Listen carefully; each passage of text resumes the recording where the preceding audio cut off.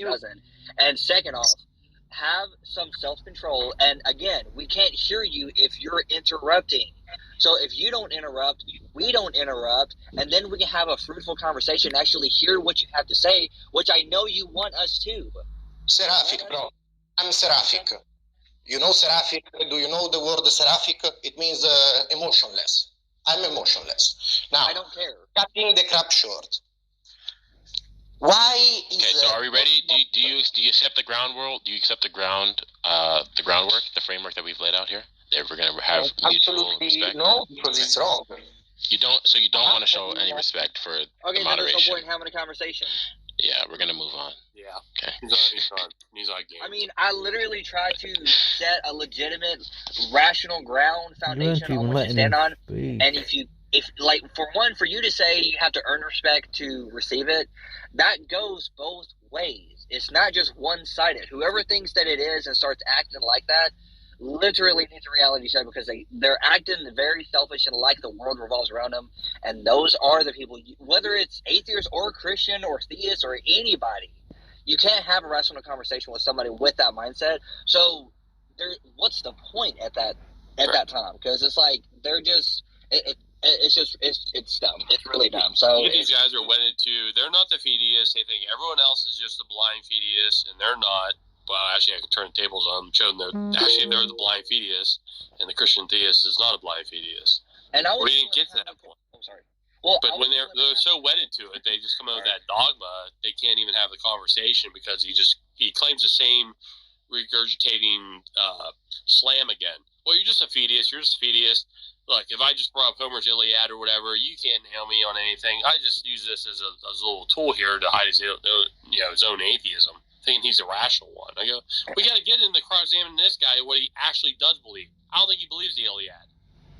No one believes for a second he does. He just threw it out there as some bone to chew on to the theists and go, well, look, someone else claims polytheism. What do you do with that, theist?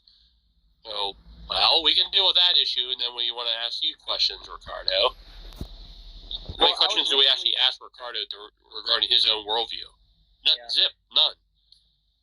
And I was actually going to, if I could, talk to him for a minute, because in the very example that he used when he was saying, he doesn't believe in God because he compares it to Zeus and the Iliad, and you can't use storybooks. I go, hold on a second. Okay, let's just grant for 1 second that Zeus, of course, doesn't exist. The Iliad is just a storybook. That still doesn't follow that God does not exist. You're just going towards right. You're going after. This isn't the hill I'm willing to die on. Just because you show that Zeus doesn't exist, that still doesn't follow that God does not exist. Right. So you believe God does not exist because. Which day? I love how you fashion that question. So simple as that. And I also noticed the same thing with James as well. Which first, he was claiming scientism. That's all he was doing. Which we know scientism isn't the all-be-all conclusion of all things on how to test everything. Because if you can't scientifically experiment it, then it's not real. Well, there's things science can't answer as well, and that's why we have different forms of knowledge and different forms of finding reality. Because science isn't the one and all. It is a good way to determine the reality of the universe that we live in, but it's not the one all be all. The only way we can determine if something is all true at all times. That kind of matter. You know what I mean? So method collapses upon itself. Says, okay, everything's got to be rational, testable, empirical. I go, okay, then throw out the very method because that's not empirical. Yeah, exactly. Rather than you enunciating it, but I go, the concept in and of itself is not empirical. Yeah, exactly. And so that's where it's like scientism doesn't follow through. And then again, it doesn't follow. If Zeus doesn't exist, that doesn't mean God in the way that we're defining God doesn't exist. Like, stick to the topic. Like, let's just what is a legitimate reason God does not exist? And if it's the case where there's no evidence for them, okay, what evidence have you looked at? Or you can go so many routes with that. It's just in these past these conversations alone, since this is my first time on this specific panel, we haven't heard anything honestly, and I mean that as trying to be as rational and sincere as I can be. It doesn't seem like there is any positive reasoning to believe that there is no God, which again we can prove negatives. We can prove that there the example that somebody threw me one time is that we can prove that there are no Tyrannosaurus Rex on the United States Supreme Court in 1192. You know what I mean? Like we can prove that we can prove negatives, we can things like that. So if you're saying God does not exist, why? What is there any? Ricardo should be accounting for how he can reason at all. That's what he should be doing. He just can't take reasoning for granted, can he? Shouldn't he be providing an account for it? That's what he should be doing. Not giving a free pass or a free lunch on it. Well, I just assume the standard reasoning and then, he gets to whitewash everyone with that standard reasoning. I go, that's just not the case in the history of philosophy. People use the term reasoning different ways, and they're in completely different ways, even though they use the same term. Which view of reasoning? In Plato's sense? Aristotelian sense? Kant? Hegel? Hume? Whose view of reasoning? We use this term, quote-unquote, reason. They're completely different views of knowing. They want the biblical one, thinking God saw us after him. That's our view of reasoning, but there they go, no, we don't like that one. We'll just assume our own and not tell people what it is until we do some digging and we find out what they actually hold to. You can tell when someone has that strict empirical bent. You're an empiricist, aren't you? Are you through and through an empiricist? That's where they get real sloppy. Well, not really, but I'm very wooden to it, and then get real dodgy when pressed on issues. Then they start playing the rationalist game. You want to be a rationalist then? Okay, we could critique that. Get real squirmy on that. All right, so it looks like we have. I wanted to welcome up Jack because he's another keyboard warrior. Who I wondered, Jack, do you just want my attention or something? Is that you invited me up? Why are you asking me that? Because I mean I'm curious as to why you just like. I mean, do you just like mouthing off in the chat, or is it just because you know my policy at this point, right? So I mean, yeah, I think your policy is ridiculous. What's the motivation? Oh. What's wrong with typing out my thoughts instead of speaking about? Is one man later than the other? I'm curious. I'm curious to how this hierarchy is established between typing and talking. Jack. Still smart ass. Don't get away with crap. Oh, we're gonna just call each other names, Matt. Can you spit the marbles out of your mouth before you start doing that, please? No, you don't actually rationally debate.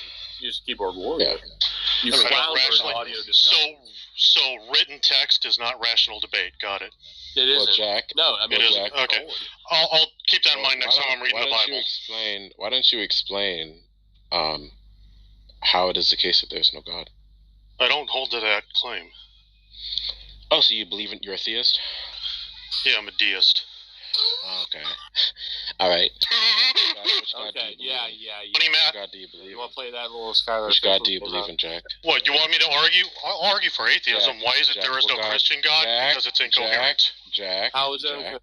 Jack. Hold on a minute. Hold on. Let's make sure we have it. Want to make sure it's a clear. See if he can bring himself in. It's tough when they start talking about just Jack. So, how is it the case that there is no God? So yeah. Is that what you're arguing for? Well, no. You want that fuck. Okay. I'll argue that. You told me you'd argue for atheism. So how is it the case that there's no God? Sure, the Christian God is incoherent. How? No. How is it the case that there is no God? No God, right. I'm pointing out the Christian God. So there is nothing that is fundamental in mind? How is that the case? I'm pointing out the Christian God. Jack, I'm not asking you about the Christian God. Yes, you are. Yeah, you're asking me about God. Hold on a minute. You believe that God is the Christian God. Jack. Let's slow your roll, please. Okay? Atheism is a belief that no gods exist. I'm sure you're familiar with that term. I'm sure you're familiar with the definition of that term. Okay. Hard global atheism, anti-theism. Talking about you want me to argue that? God, talking about the Christian God does not get you to atheism because there are non-Christian. No, it does not because there are non-Christians. Jack, if you don't stop over talking me, okay? There are non-Christians who are also not atheists. I'm also sure you're aware of that. Yeah, okay? and I have to disprove all that too. Are you? I would have to disprove all. Jack. You're not an atheist too, are you? Correct. But I'm you're not also an not a atheist. Christian. Correct. Okay, good.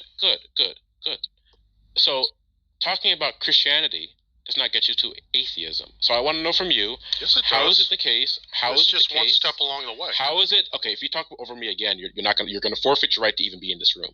Okay? So do it again. Do it, please. Well, I don't respect you, so I'll happily do that. I want to ask him a question All right, too, go bro. ahead. Go ahead. No, I want to ask him a question too, bro. Don't He's let out of me. here. Hold on, bro. I kicked him out. He He's not worthy of being in this room. He was not going to I be. wanted to ask him a question. Don't worry, it's Is there any other atheists on the stage? Because I got a question for an atheist.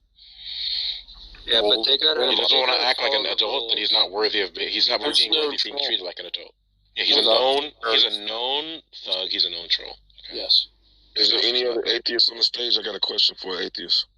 Danny, we've had some good people come up today, and we're really respectful. And the last couple have been completely out of line. So if anybody comes up, we got to be respectful and follow the rules. He said he wouldn't do it, so no discussion with him. Well, there's there's another atheist mouth runner in the chat. So Jay, why don't you come up and do so? Come up. I got a question for the atheist. If y'all bring him up, I really want to know. Okay. All right, Jay, come on stage, or you're gonna be booted from the room. All right, I'll give you one more chance. Maybe you. He left. Okay. They run in threes. You know, Jay, Jefferson, Jack. Yeah. That's the three J's. Mm-hmm. Yeah. Jay, Jefferson, and Jack. There's three known keyboard warriors. They just troll the keyboard chat and, think they're making pertinent points. I go, I'm not following the whole keyboard chat here. You want to come up, make your points audibly, we can cross-text you regarding that. I disagree with, reading text chat and stuff like that. Some people want to do that. We didn't want to do that. Okay? We'd rather just have people step up because I can't, pay attention to the audio chat and everything else, just, people spurging out in the keyboard chat. That has nothing to do with reading the Bible, Jack. Okay? The point that he wanted to make there, just throw that out there as if that was some real defeater there. Well, I'll take that into account when I read the Bible, man. I go, no, that's completely different than reading text chat on Clubhouse, dude. You want to come up with pages audibly where you can be cross-examined and pinned down, okay? It's amazing how he spurs out. He brings up these little cliches. He invents in his mind. Thinks if I just bring up this one pertinent point and they get kicked out, it's proving his case. He's just one of those guys that just does the run and gun thing. It's horrible. Well, I mean, it's deplorable, but he's just one of those guys that thinks if he scores a few points for the day, he can sleep well at night, and just do it again the next day. He does it daily. We've seen it. Yeah. Well, I mean, that's why he's not on the stage anymore, because he's not worth the time to talk to. Every day. Like, if someone's gonna commit to being just pathologically and fundamentally dishonest, why would I drive myself insane talking to him? Why would I do that and do that to the audience either? An adult today. If they know, we go, we're done. Right. If you want an adult, fine. We're not gonna have a conversation with you. Well, Danny does have a question for an atheist. So if an atheist wants to come on stage, so Danny, you can ask your question. Please raise your hand. I know that I don't know if I think I've talked to Hogtie once, but I know that people have talked about you, Hogtie. So if you want to come up, you can. Hogtie. But if there's any other, yeah, people have said like Hogtie Champ. I think Garth has talked to him before, and some other people have talked to him. I think I've talked to him once. I haven't heard that name in forever. Yeah, he's been around G+ days. Yeah. Hogtie, you're an atheist? Yeah, he is. Is he here? There it is. Yeah, he's on the stage. Danny has a question. Hogtie, you're an atheist? New to Clubhouse, pardon my clumsiness. Yes, an atheist. So you don't believe you do not believe in a higher power at all? Is Danny? Oh no, I don't believe in a higher power that has like a personality. No, okay, before I ask my line of questions, because I'm about to ask you a series of simple questions, but I need to know, okay, do you believe in an entity that created everything in all of us? Let me before we do this, Danny. We only endorse Well, Danny, are you a Christian? Are you a Christian? I'm a Christian. I believe in God. I know we are here because of God. I'm in God. All right. I got simple questions for atheists. They're going to be simple questions, and I want to see how they're going to answer it. Because if there is no God, then they should have the answers for these simple questions. Hogtie, you don't believe in somebody or spirit or whatever. You don't believe in a creator. You think science just genetic. This shit just happened. You believe in the Big Bang Theory. You believe humans evolved, right? Yeah, sure. Just short answer. Yeah, I mean that doesn't quite capture my position exactly, but yeah. What's your position? I do believe. Let me say it this way. So I do believe that something created reality. I do think that there's a reason, not a reason. That's the wrong way to put it. It's obviously something started it, but that thing doesn't need to be something with a personality and hopes and dreams and that sort of thing. It just doesn't have a personality. that's all. So, and you definitely okay. So how did you wake up this morning? Okay, sorry, you have a list of questions. Are they going to be silly questions like that? I mean, no, this is the first. How do you think? No, okay. So the bottom line, me asking that, you truly believe that you woke yourself up today? Okay, can someone else tell me if he's breaking up for them as well? But just repeat the question, and other people let me know if you broke up. I'm asking you. Do you believe? You think that you woke yourself up out of your sleep for the night this morning? You did. You think you woke yourself up? You think? Huh? No, I mean there was a stump. Like this matters towards anything, but just to let you know, there's a stump removal company that started removing a stump pretty early in the morning, and I was trying to sleep in late, so that's how I woke up. Okay, right. Okay. All right. Okay, that's fine. That's fine. That's fine. So, as far as humans breathing, you truly believe that we are all manually breathing on our own. We are making ourselves breathe in and out, even though we're not paying attention to ourselves. You know what I'm saying? You think that we are manually breathing in and out because we are doing it on our own. This is what we are doing. Yeah, it's not God allowing it. It's because we are breathing in and out. No. Okay. Well, the mechanism for what motivates breathing and what changes the rate of breathing, the mechanism is very, very well understood. It's clearly a biological, physiological mechanism. Now, the reason or how that mechanism came into existence isn't something we study directly. I mean, quite sensibly, God could have created us so that yes, we can breathe on our own. Sure. But okay. But what keeps it doing it all the time, every day, all day? You know what I'm saying? You can't huh?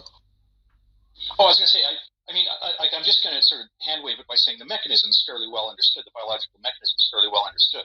I just don't think what you're asking me for is now a description. Like, you don't want me to whiteboard specifically what neuronal and endocrinological systems are responsible for regulating breathing. No. What I'm saying is, okay, those things are so, but what's making it do that? Are you making it do that? Like, those things are in place so we can breathe, man. So we can breathe all day, every day. But are you making those things happen? Am I making these things happen for my body to do that? Those things and mechanisms that in the biology that takes place for me to actually breathe in and out every day, all day. Like, right now, as I'm talking, I'm not paying attention to myself. Go more fundamental than that. You control all the electrons in your heart and all the subatomic particles in your.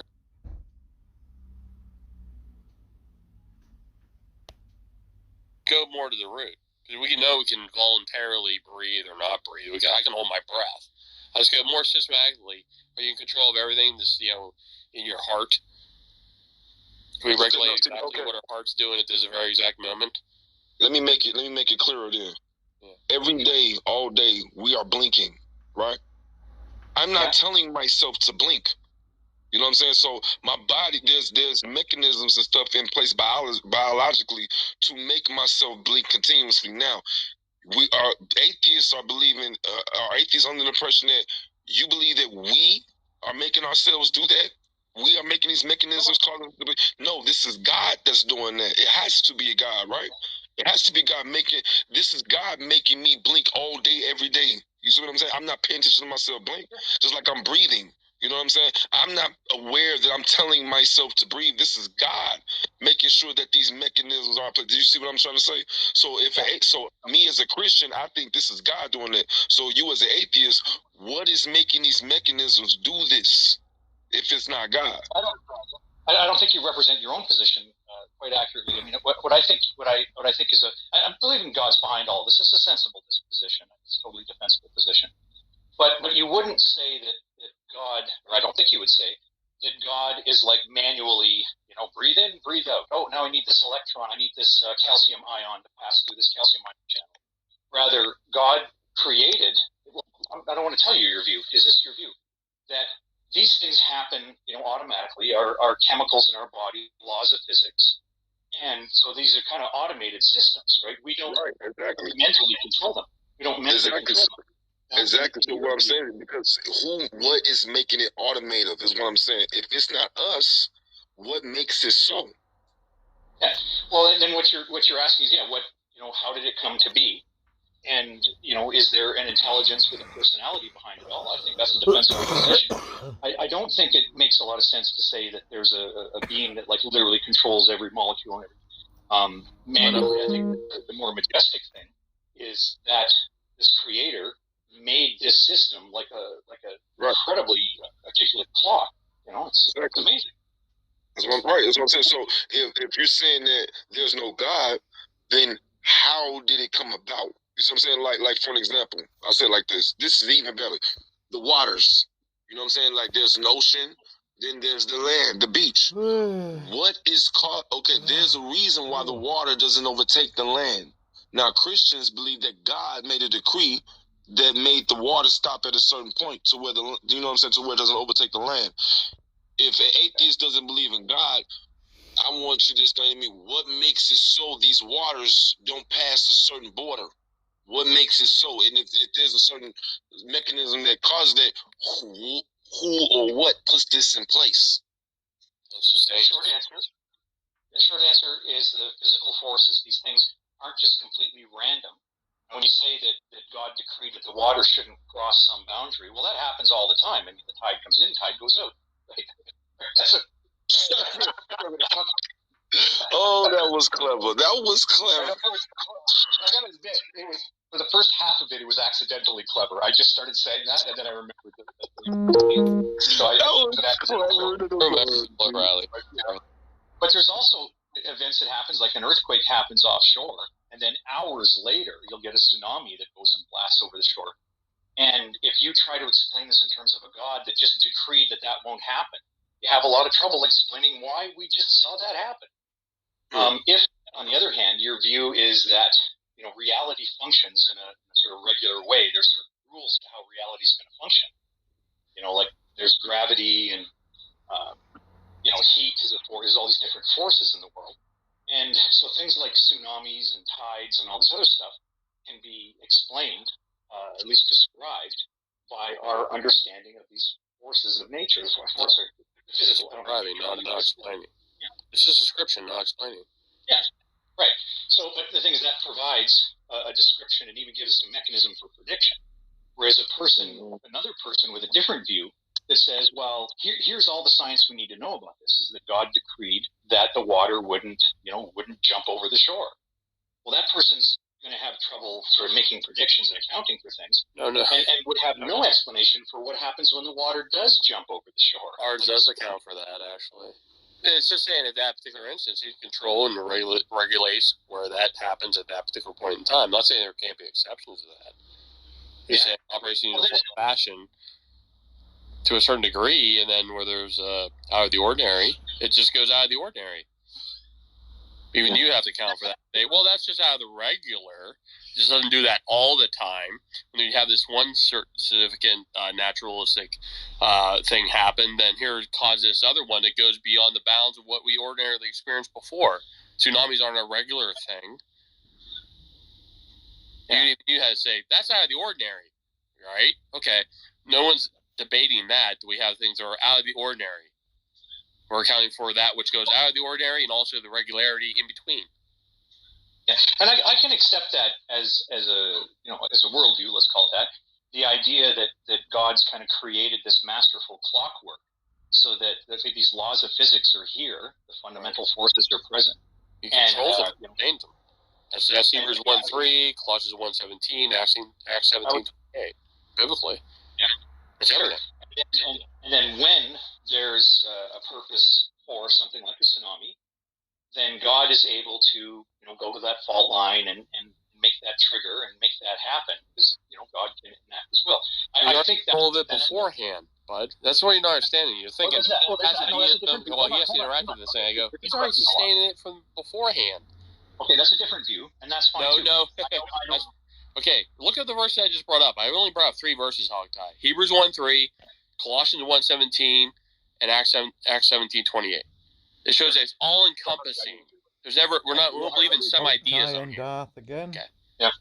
So, I forgot his name already here. We got some questions, but look, there are lots of people have different interpretations of it. I know somebody who has a view of what they call the touch paper. So basically, God kind of set up everything like some sort of wacky Rube Goldberg machine. Yeah, we're not dealing with that person. Just had to touch the. Okay, we're not dealing with that person.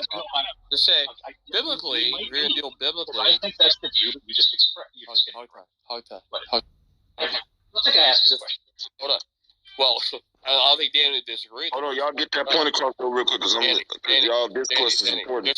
Just to blend the thing here, so Hogtie doesn't leap to some position you don't hold to, some sort of semi-deism. Would you affirm Hebrews 1:3, Colossians 1:17, Acts 17:28? Would you affirm that? I need to look at those. What was the first one you said? Yeah, Hebrews 1:3. Christ upholds everything in the universe by the word of His power. Everything. Yes. Moment by moment, millisecond by millisecond, nanosecond by nanosecond. There's never a point where Christ is not upholding every single thing that has its being, because He upholds everything by His sheer omnipotent power. And Colossians 1:17, they have their coherence. They hold together. Acts 17:28 says, in Him we live and move and have our being. At every single moment, every single nanosecond, God upholds every single thing by His omnipotent power. Okay. Therefore, when he brings up, God can come in. He comes in. He wasn't really in control of it. He just comes in, tweaks his fault line. I go, hold on. Biblically, He's in control of every single thing at every single moment. That's why I'm wondering if Hogtie's going to deal biblically with it and not say, some Christians disagree with those verses. I go, they can disagree with them all they want. The Bible says what it says in all 3 of those verses. They're over-comprehensive. Right. So I'm wondering if you're going to deal with the best we have to deal with, Hogtie, or you want to just, hold to someone who doesn't hold the biblical worldview and just raw man us. What's got you in a twist now, man? Come on. I'm just saying, Hogtie, drop the straw man. Let's see if you can steel man for 1 moment, for maybe 5 minutes. Maybe it's tough, a simple question. I think you do it. I wasn't. The foundation. Look, my bad. Somebody knocked at my door. I'm sorry. The bottom. He's going to bring up your breathing, your heart capacity, all the electrochemical processes going on that you're not in control of, moment by moment. That gets right to the cusp of the issue here. Let's focus. Look, we're asking. Some Christians disavow that. They can disavow what the Bible says. Until they're blue in the face. The Bible says this explicitly. You have to deal with those verses. Okay? I mean, that is plain, and that's where I was getting at, Matt. I know that, Dan. I know. So how is it the case that there is no God, Hogtie? Yeah. You're not going to let Danny had some questions. If he's back, why don't you I will talk with you about your question, but I mean, that's essentially what I want to. Okay, so the last question to bear upon it. You go look at those verses, Danny. You'll be like, okay, I want those 3 verses addressed by Hogtie. Just address it. Look, the last question I got, because I do want you to explain why there can't be a God. You know what I'm saying? But the last question I said, so an atheist, for me, I do believe in God, but what would be perfect is if you die and you can start over another life or whatever. You know what I'm saying? Like, people believe in reincarnation or whatever the case may be. That would be wonderful, but you know what I'm saying? That's not what's going to happen. You're going to go to paradise with the Creator, or you're going to go to hell. So as an atheist, do you believe in, like, when you die, there's just nothing? You believe in that terrible, horrible fate? that after you die, what it's just nothing? Like, what do you believe happens after we die? Yeah, well, whether it's terrible or horrible or not, as far as I can tell, our conscious experience tracks very well with the state of the brain. And as our brains grow and develop, we get more experiences, more consciousness, and more engagement with the world. And then as I don't even know more consciousness. What does that mean? And illnesses. Yeah, well, you're just describing again, bud. Come on. I'm talking about when we die, a human dies, bow. What happens? Well, a human dies, bow. What happens? Yeah, that's what I'm trying to tell. So as the brain gets to be in poorer function, then we have less experience, less consciousness, that's a wobbly phrase. But then ultimately, when the brain stops working, then our consciousness doesn't proceed anymore. We don't have conscious experience after our brain stops working. How do you know? That's my read on the situation. You're just telling us a version of naturalism. So Because he asked me. But hog tie. What I'm asking you is, bro. Danny, hold on a second. How did you? Danny's almost done and he has to go to work. So hog tie. How did you that? What I just described, because consciousness tracks well with the state of the brain. You're not that stupid, okay? All you're just simply telling us is a scenario. I'm asking you, how have you determined that is necessarily the case? Right. How it's necessarily the case? Well, if you want to go to necessarily now, I don't know. I could just be a brain in a vat and nobody else exists. So I guess no, I can't determine it necessarily exists. In other words, a brain in a vat doesn't explain it at all. But hog tie, the ultimate question is, when a human dies, does this human being cease to exist, or is there any kind of experience after death? Is there a heaven or hell? Do we just cease to exist? Yeah, I think your read on my position is right. But yeah, we just cease to exist. No, there's no consciousness after death. Right. So that's okay. Right. So look. So the last comment to this, so you can get to this point. How are you not scared as an atheist, right? And you don't believe in God, and you believe that once we die, it's just nothing. We just cease to exist. We've lived, and it's nothing forever. How are you not just scared and trying to do what you can to live life to the fullest, even steal, kill, and rob, because you know that, hey, this is just one life, and after this, it's never again nothing, and it's nothing. And how are you not going crazy in your mind? That has to be a terrible life to live, to know that, hey, when I die, there's just nothing. How are you not robbing every bank to get money because this is just one life and you only have it to live and there's nothing else out there? How are you not raping every woman because you want to have sex because, hey, it's just one life? How are you not, you know what I'm saying? How are you not killing anybody that slighted you in life, even if they just so happen to just bump you? Like, how do you live this life? It has to be living that kind of life, right? Yeah, I can answer this. It's a good question, and I hope the other gentleman in the room will give me a little bit of space to answer that, because that's a really good question. It's kind of profound. And I can say I'm not happy about it. Like, I'm currently sort of facing my mortality, and I kind of wish I had a little more time. You know, I would love to live for 700 years and just learn so much stuff. And it's just, I'm disappointed that that's not going to be the case. But when you say, well, why don't you just live your best life? You actually use the phrase, well, then, knowing this is your only life, why don't you live your best life? You should be out there robbing and stealing and you should be out there robbing and stealing and raping. My headset just died on the one side. Hang on, I have to grab the other headset. But when you say you want to live your best life, can you guys still hear me with the one dead? Yeah, you all good, bro. You all good. Okay, I'll try to jog in here and get to swap real quick. But I want to make a point, because I think it's a really good point, is that when you say, well, why don't you live your best life? You should be out there robbing and stealing and raping and murdering. I'm sorry, that's not me living my best life. Me living my best life. Why not, though? Because if you don't... Oh, I'm sorry. Yeah, I want to do the best I can for the people, myself, for the people around me, my family, and I don't want to spend my limited existence in jail, right? There's lots of good reasons to not do that stuff. Let me leave the answer. But you wouldn't spend your... But you wouldn't spend... Thank you, in my mind... I'll tell you, how did you determine that you're going to be worm food? Did you determine that?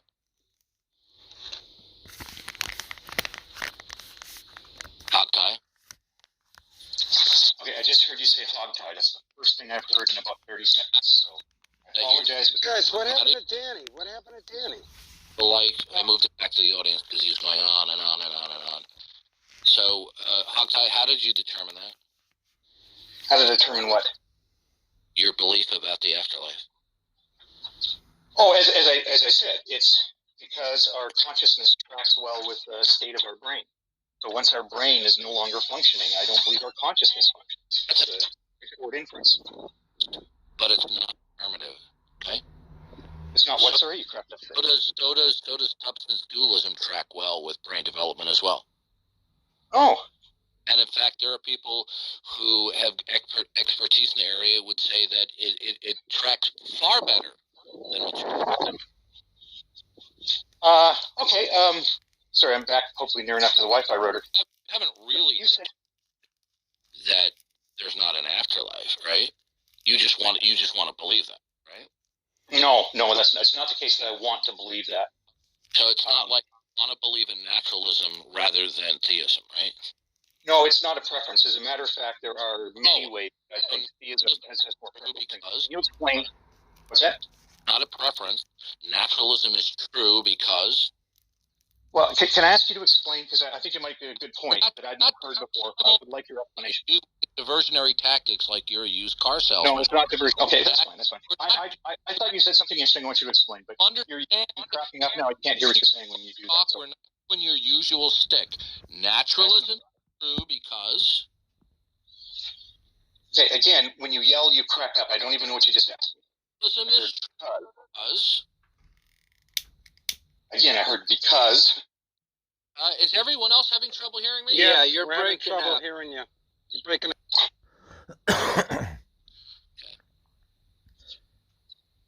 Okay. Let me rejoin it. Okay. Google Hangouts, I always used to be F5, but fix it. Okay, go ahead. Naturalism is true because... So you're asking to provide justification for naturalism. Yeah, that's is what he's true asking. Because... Yeah, I'm gonna answer that question. It's rational to believe in naturalism because the evidence points to that. I'll say briefly. You want to discuss the evidence? Let's discuss the evidence. Bruce, you may as well have just that's a non-informative response. Naturalism is true. No, it's the headline. It's not informative to me. I'm waiting. Okay. Well, it points in the right direction. So then, yeah, we got to talk about the evidence. Just certainly not. Let's talk about the evidence. I'm waiting. Presuppose naturalism. I know. See, don't let him off talk. I'm waiting. He will try to scurry down any semi-related rabbit trail that he can. So, naturalism is true because... I'm not going to bother going down a semi-related rabbit trail. I thought you made an interesting point before, and I wanted to ask you to explain it, because I thought that would be informative. Naturalism is true because... Because it is, whatever. I don't care to just be yelled at by you and it wasn't naturalism is true because... That's the only question. The belief in naturalism is rational because the evidence points to naturalism being the best explanation. Presuppose what's the evidence? What's the answer that you just gave me, and I responded to you that it was non-informative. Now, naturalism is true because... The belief in naturalism is rational and defensible because the evidence points to naturalism as the best explanation. Third time you've given the same answer, like a dog returns to its vomit. Really? That's the third time you asked me the same question. Of course I'm going to give you the same answer. Please do not overtalk me, okay? That's the third time you've given the non-informative response. Now, naturalism is true because... The belief in naturalism is justified because the evidence points to naturalism as the best explanation. Now we can discuss that evidence. Let's discuss that evidence. One more time, if you repeat the same answer that you've done 4 times, I will move you back to the audience because you are on purpose stalling, dodging, and delaying because you don't have I want to discuss the evidence. Well, go on then. Yes, if you ask the same question, go ahead. I'm waiting for an answer. Naturalism is true because... You broke up again, but I'm guessing that you just asked the same question again. The belief in naturalism is defensible because... The evidence points to naturalism as the best explanation. Hey, do you want to discuss that evidence? Let's discuss the evidence. Well, give some of your evidence then. What framework is the evidence interpreted in Hogtie? No, he's gone. I removed him. Yeah, he assumes evidence is neutral. Well, biased. Hogtie is just as deceptive and devious and deceitful as your everyday atheist. He repeated the same answer 4 times after he was told that's a non-informative response. It's just a generic throwaway. Oh, he believes it's just naturalistic evidence. That's going to prove naturalism. Because the evidence is naturalistic. You know what he told me previously? Okay? God does not exist because ready? And I'm going to quote him. God does not exist because he finds naturalism a more appealing explanation. A naturalist would say that. Of course. Exactly. But that doesn't tell me why that is the case. Right. Now, you'll notice I asked him the same question each time, and he purposely tried to go into bickering mode and over-talking. Okay? And he repeated the same non-informative response 4 times in a row, and he was warned. If you give the same response a 4th time, you're going back to the audience. Because it's pointless listening to a broken record. He has no answer. Well, we all know what the answer is. It is because he desperately does not want God to exist. Why? It's because he wants to preserve and protect and rationalize his autonomous reasoning at all costs, even abandoning reason and logic, while pretending to follow reason and logic. Okay, that's why he finds naturalism appealing. I never account for reasoning or logic from his standpoint anyway, but it just direct appeal to, let's just go to the evidence. Which I appreciate happy didn't go, reality, science. Reality. Naturalism is true because existence. Well, the Buddhist or Hindu view of reality or existence, I don't think they want that one.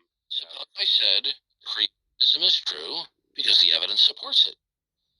Will that be a satisfactory answer for them? They wouldn't like that one, but that's all we got from them. Well, this is vintage Hogtie. This is what he do. He is a well-practiced bloviator.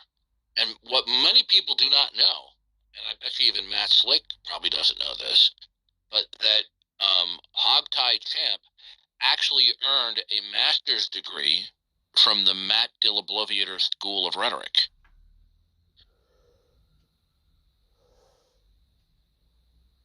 But that's Hogtie for you. He has the gift of gab where he really doesn't say anything.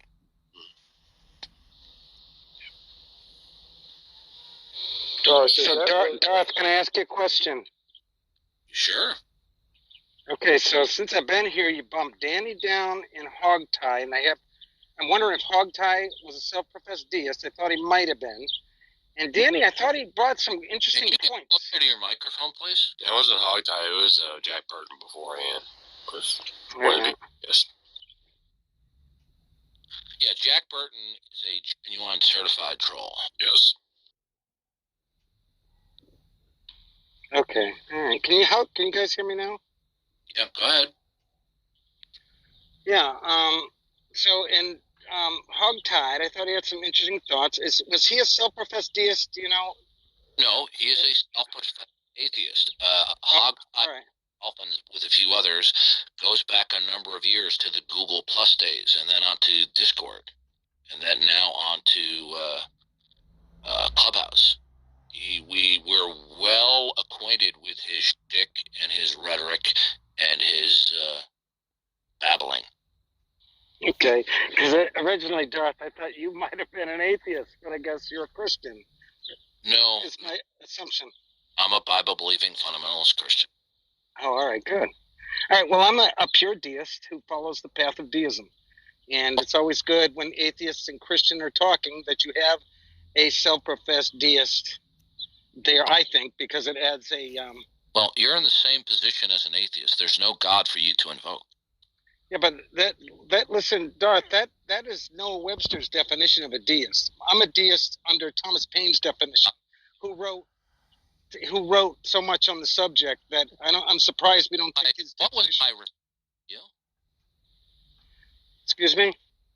What was my response to your claim of deism? You said it's like the God that went away. No, I didn't say that. I said there's no God for you to invoke. Yes, what God? There is, the God of nature, the God that started it all. No. Let me ask you this question. In the case that there is a creator God, you could only know that he exists were he to decide to reveal that he does exist. Do you agree with that? Yes, I do agree with that. Okay. Now, under deism, gods that are classified as deistic do not engage in revelation, nor are providentially interdict in their creation. So how could you possibly know and invoke such a God? First of all, I don't agree with that definition that you're giving, Darth, because if you use that, if I may finish, if you use that definition, all self-professed deists of antiquity would be eliminated, because every deist that started, I said you're correct. Why is that? Now, if you somebody invoke and instantiate that there is a creator God, if the creator God does not take the initiative to reveal itself. And God does reveal himself every day in the form of the creation. Well, then no, sir. A deist God does not engage in revelation. That would exclude the creation as well. That's wrong. Deism, the definition. Well, then what you need to classify yourself as no longer a deist. Then you need to classify yourself as a theist, not a deist. Okay? First of all, I believe your definition comes from Noah Webster and the Catholic Church. Both people in organization had a great disrespect for the deists of the day. So your definition of the deist believing in a God that went away is wrong. Matt, are you there? Me or Matt Slick? Yeah, Mr. Slick. Is not the standard definition of deism that there is a creator God who does not engage in revelation nor providentially interdict? That's correct. That's the standard definition, that God exists, he created the universe, and then he withdrew from interacting with it in Revelation. No. So the standard definition of deism. Okay. Now, if you believe in a God that engages in revelation, then that means you now have specificity about that God. So maybe you believe that maybe you should adopt that you are a theist, which requires specificity. But if you're going to claim deism, then I can only assume that you're using the basic standard definition of deism. Again, the definition, Darth, is provably wrong, because a classic example here is Thomas Paine. He used providence in all of his writings. It's like more than 50 times he used the word providence. Thomas Paine was a self-professed deist who was indeed a theist. He believed that this power played a conscious active role in his life. Now, if you're going to say what you're saying, if you're going to use your definition of deism, then you're going to have to eliminate Thomas Paine as a self-professed deist who wasn't a theist. Inconsistent. What's that, Matt? Maybe Paine was inconsistent. Ever think of that? Well, he went where does deism start from? From Lord Hubert, whatever his name. He was a theist as well. All the deists of antiquity. Here is Wikipedia. Okay. I know the deism. The deism is the philosophical position in rationalistic theology that generally rejects revelation as a source of divine knowledge and asserts that empirical reasoning and observation of the natural world are exclusively logical, reliable, and sufficient to determine the existence of a supreme being. Okay? Would you like me to read to you other definitions of deism? Could you read me Thomas Paine's definition, who wrote so much on the subject? Because he should be the norm that... From reference sources, not just from one individual. The bottom line is that the standard definition of deism in the literature refers to a non-revelatory, non-intervening creator God. If you do believe in a God that is revelatory in any sense or interdicts providentially, then you are not a deist, but you are a theist. Okay, these are standard definitions. Yeah. Do you believe in a revelatory God? Yes, of course I do. Yes, I do. You are a theist, sir. Yes, I know I am. I'm a theist, but I'm a deist first and foremost. You can be... No, sir, listen, stop bickering like you're a 15-year-old at the cafeteria table. If you are a deist, then you are not a theist under the standard usage of the terms, okay? The standard usage of the terms are important so that there's not a breakdown in communication and quibbling like what is going on here, okay? A theist is somebody who believes in a God with specifics, and that God engages in revelation. A deist God does not. So, which are you? Are you a deist under the standard usage of the terms, or are you a theist? Darth, I know you're going to boot me down stage like you've done to the other guests who were very cordial, but I will answer your question. Who did I remove? You booted Danny down, and you booted. I removed going down because he was going on and on and on and on and on as though he were doing a stage soliloquy. Okay.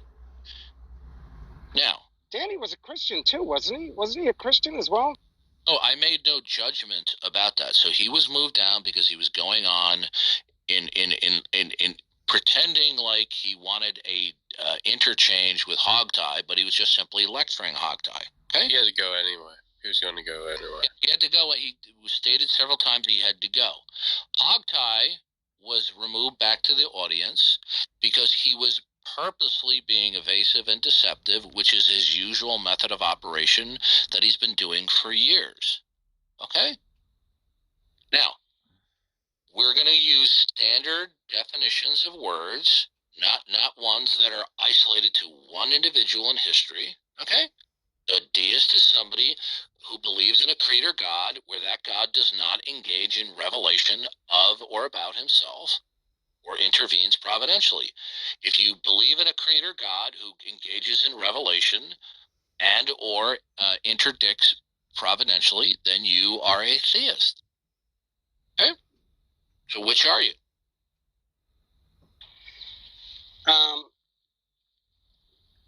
You know, again, we get our definition. If I may, I already told you what I was once. We're not doing... Mark, how old are you?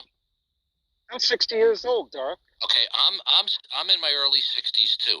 We're not going to play this little game like you're 15 years old at the cafeteria table. I think you're doing that. You're the one doing that. You're the one doing that. Bicker like you're at the cafeteria table. Now, I've given you the standard definitions. We're going to use standard definitions, okay, of words. We're not going to play this little game that, well, what this word here means to me, what this word over there. We're not playing that game, okay? So, under the standard definitions of deism and theism, which are you? Darth, if I may, the definition you're giving... Okay. Goodbye, Mark. One more time. Listen, before I go.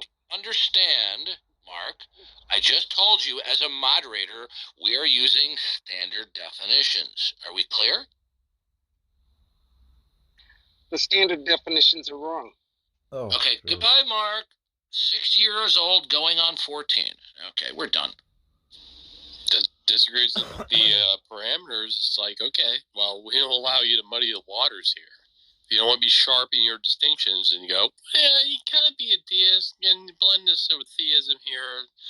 Once back and forth, it gets messy. Once you're granting these people proprietary definitions, standard theological terms, there's no end to their flipping and flopping on definitions. As soon as it's muddied right from the very start, there could be no pinning them down because it's already unclear. It's a no-go zone. We cannot have sharp distinctions of agreement of definitions. Then person can be flip-flopping all the place because they already muddied the waters from the very start. That's ridiculous. Who wants to have a discussion where you just go, well, you know, over on this side where I muddied it, yeah, I could be over here. I could be over on this other side. It's like how you nailed this Jello to the wall.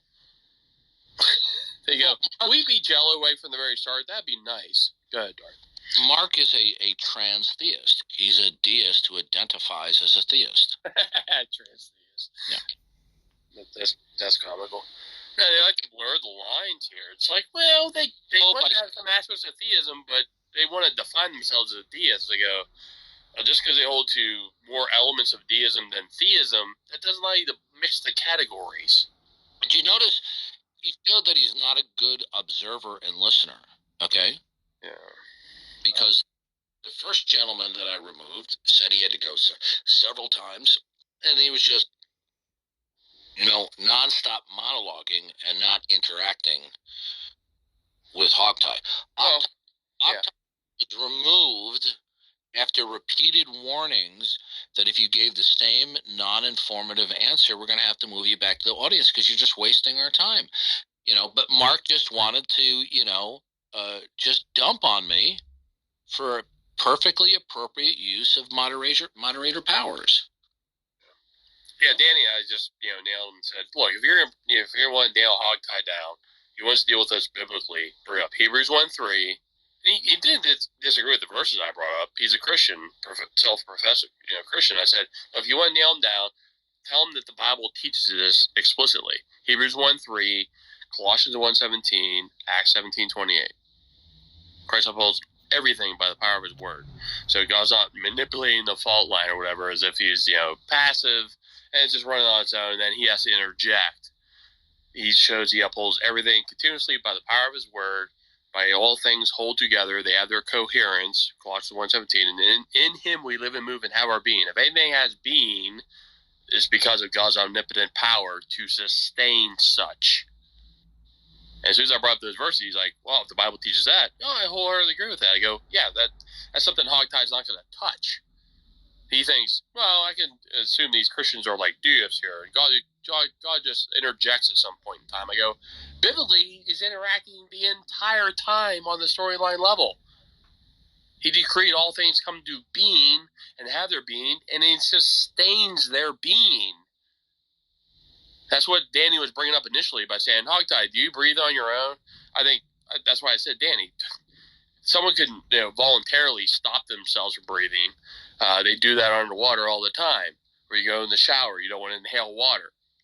When you're washing your face or something like that. I go more to the core. Go right to his heart. Is he in control of every single electromagnetic chemical reaction going on in his heart at this moment? No. If he's to die by cardiac arrest tomorrow, he's not in control of that. Okay? I said, just, Danny, just cut through the fluff here and just nail him down to the floor and just say, give me even your own quote-unquote naturalistic processes you think are just running on themselves. Biblically, they're actually sustained by God every minute by minute, every millisecond by millisecond, every nanosecond by nanosecond. That's biblically derived, given those verses I quoted.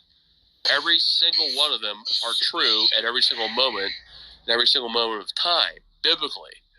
So if Hogtie wants to deal with a biblical perspective, he has to deal with a full-throated biblical worldview regarding that. Good. Matt, real quick, I got a quick question. Oh, you do for me? Yeah, okay. I missed the verses. I was actually curious about that. What verses were to support that? Yeah, Hebrews 1:3, Colossians 1:17, and Acts 17:28. All three of those. Okay, thank you very much. That's all. You're welcome. Okay. Yep. I see we have another person mouthing off in the chat here. This is the apex of Christian apologetics, bloviate and project. Let's see what you have to say. It's embarrassing. Okay. Yeah, they like to lie, or they try to lie and distort people. It's a common historical theist mindset. Okay. Let's hear what you have to say, Arthur. Come on stage. So, in case you're not familiar, it's my policy that if you're going to mouth off in the chat, you better be ready to do so in the voice text as well. Yeah, Rob, I don't think Matt Slick would disagree with any one of those verses I brought up. Come on up, Arthur. Otherwise, those who want to, heckle and do the hidden run attacks in the text and don't come on stage to actually back up what they're saying, they're getting removed from the room. If you have the gall to do so in text, you should have the gall to do so in vocal text in vocal chat too. I can't get my words. They have the gall to adult. Right. Yeah. Yeah. So come on stage and deal with the biblical verses that have been brought up. We're not semi-deists at all. We're Christian theists. The Bible affirms such. God's in sovereign control of every single thing that happens. Arthur, you have 10 seconds to get on stage. All right. Otherwise, you're removed from the room.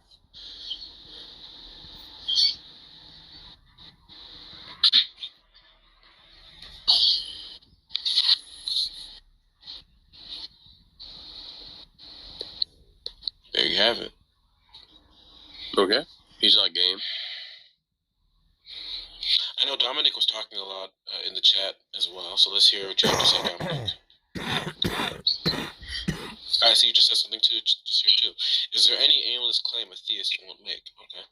So what aimless claim was being made here? Shit. That's it. That's all I gotta say. And the one question I have to ask why he thinks lying is worse than child molesting. That's the only thing I'm gonna ask him. Dominic. Let's stay on track here, okay? So you say we're all full of it. Can you be specific, please? You don't just assert God does not exist because. That's the most dishonest form. It's a question. It's a question. Yes. Oh, well, Ruth, you pose it as more I'm of trying a to do demand. this. I If can't. somebody doesn't meet it, then you just boot them. So it's the most dishonest approach I've ever seen. And so I honestly don't see how people, I don't even need to play this. The one thing I'd ask is why Darth thinks that. That's the only thing I'm interested in. So you don't like the question? Shit is just all irrelevant. You don't like a question? That's your... Yeah, you don't... Look, if somebody... I'm sure you're familiar with modern atheists, Clubhouse atheists, Discord atheists.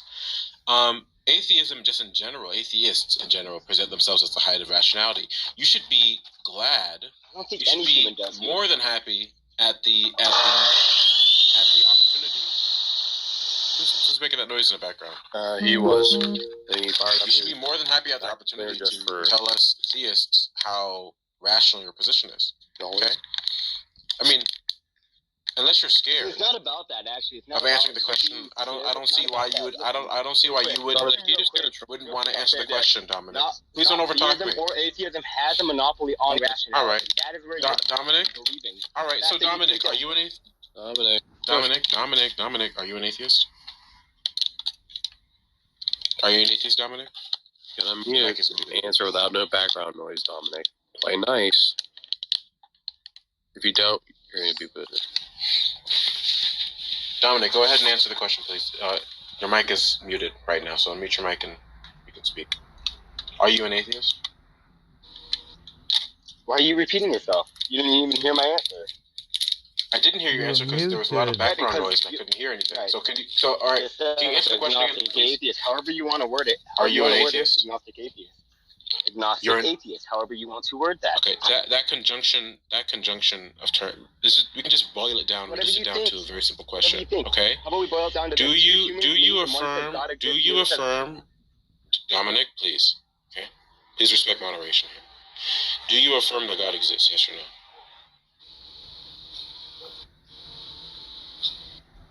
Oh, so I'm only allowed to talk when you... You're gonna have a back and forth. I asked you a question. Dominic. Do you affirm? Why are you so afraid of answering questions, Dominic?